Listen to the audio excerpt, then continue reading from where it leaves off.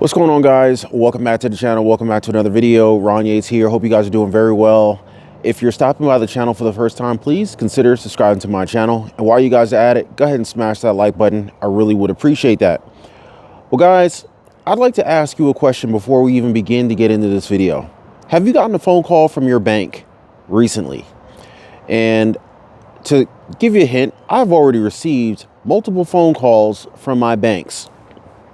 Now, I have bank accounts with Bank of America, Wells Fargo, Citibank, different credit unions, JP Morgan Chase. And I thought it was a little odd that they reached out to me because generally speaking, the bank never calls me. And usually banks only call you when there's a problem. Now, I just like to know if I was the only one to receive a call like this. Now, some really peculiar information has been surfacing about the banks lately, and one of which is the cash reserves position that they're building right now. Banks, some of the largest banks in America right now are positioning themselves and preparing for what is coming down the pipeline.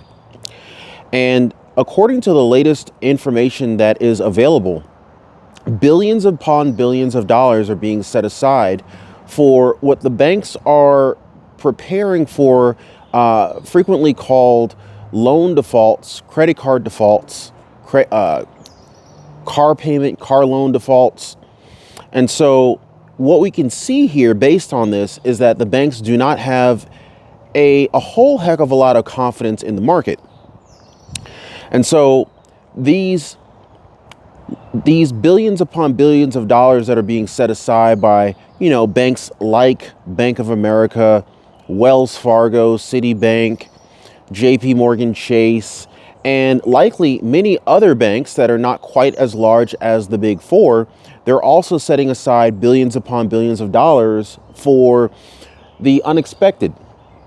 And so what would this unexpected be? Like, why would these banks need to have billions of dollars set aside? Well, as we've seen in the past several years, interest rates have been incredibly low. And you have to think about, how do the banks make money?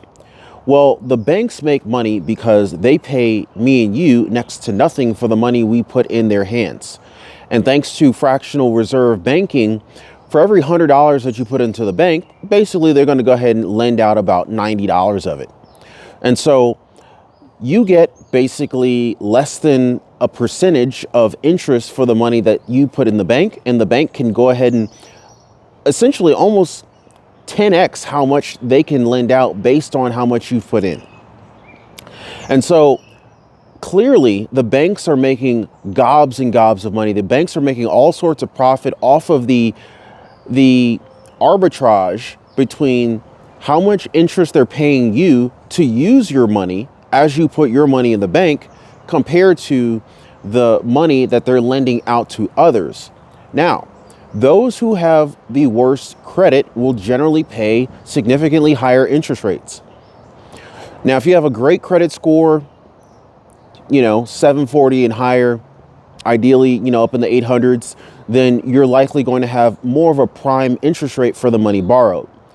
The problem today is kind of a double-edged sword. The Federal Reserve has been raising interest rates for the past, let's just say the last 15 months.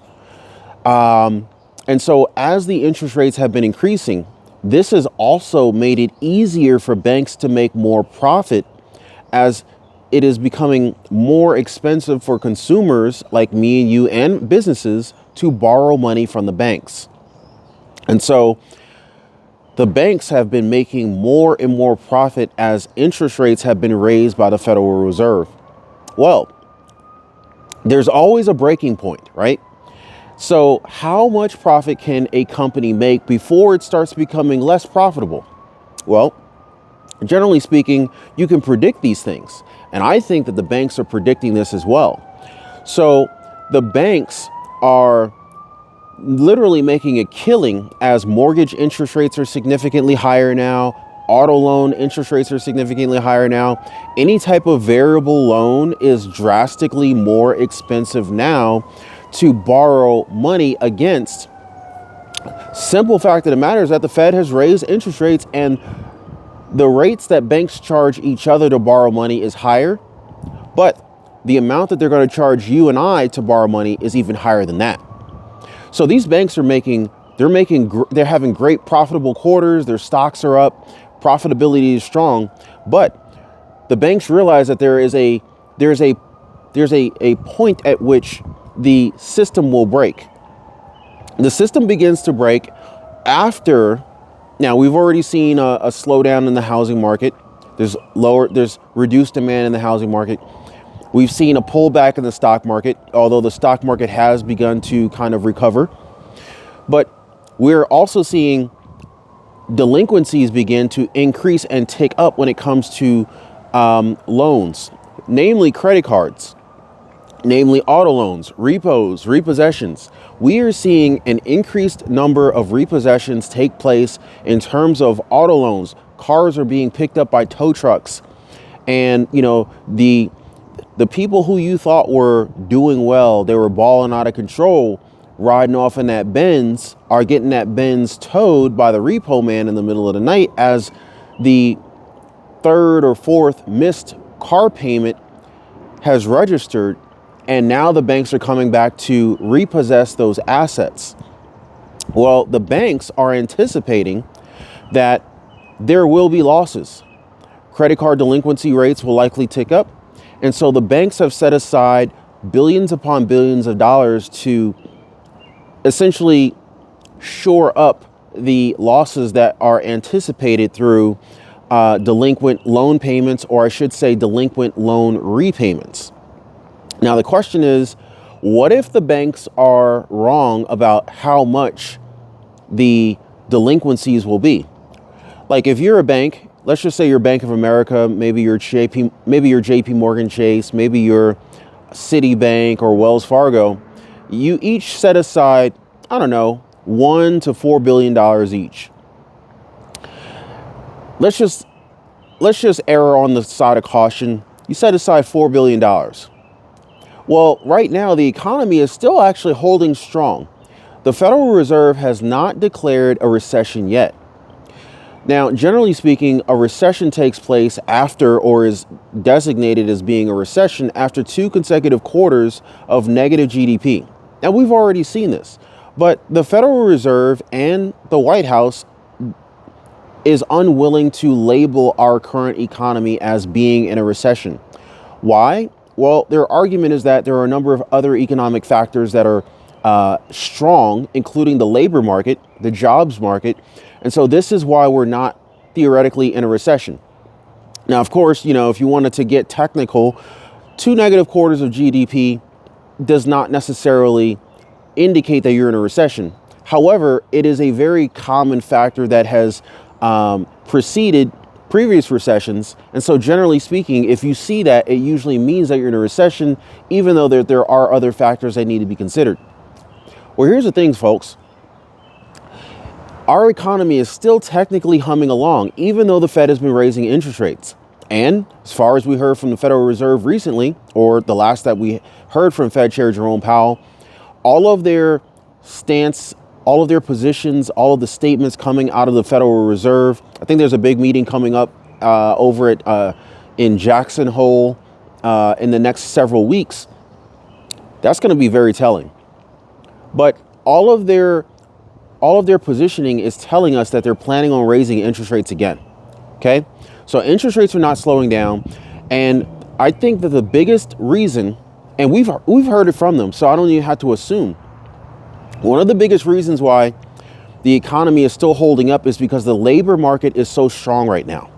Granted, we've heard about layoffs from companies like Amazon, Microsoft, Google, Lyft, Salesforce, Walmart. There's all these different companies that are doing layoffs, but the layoffs aren't drastic enough to really collapse the economy.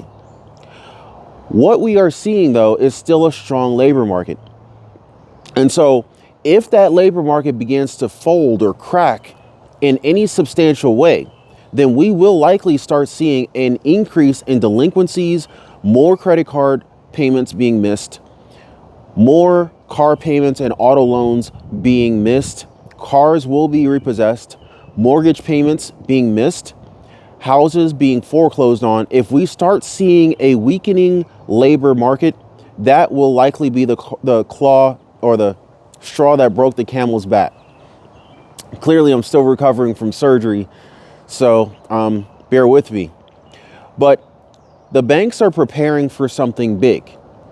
And if the banks are preparing for something big, then, we need to be aware about that. We need to be aware of those things. At the same time, though, if the banks, I'll just try to be optimistic here. If the banks do collapse, this could present us with a tremendous buying opportunity in the future. Now, granted, when will we see the next bull market? That remains to be seen. But if we're in a recession now, generally speaking, a recession lasts anywhere between 6 to 24 months. I would say, we should potentially be preparing to see bank stocks collapse before looking to get in heavy on them.